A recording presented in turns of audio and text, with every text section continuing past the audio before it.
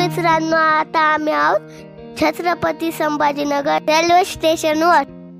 आज आम्ही प्रवास करणार आहोत तपोवन एक्सप्रेसने छत्रपती संभाजीनगर ते परभणी पर्यंत।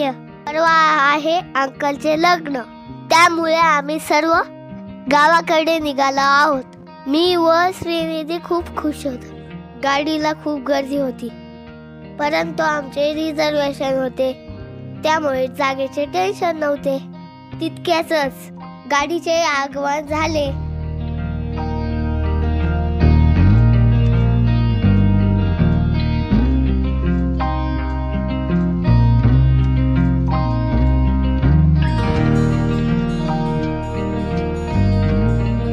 फायनली आम्ही सीटवर येऊन बसलो।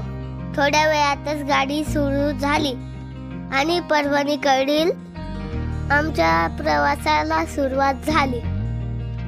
मी श्रीनिधी गावाकडे जात आहे। 3.5 ते 4 तास प्रवास करून आम्ही पोहोचलो परभणी रेल्वे स्टेशनवर। तिथून आम्ही आमच्या गावाकडे रामपुरीला गेलो। तिसऱ्या दिवशी अंकलचे लग्न होते आणि आम्ही लग्नाला गेलो।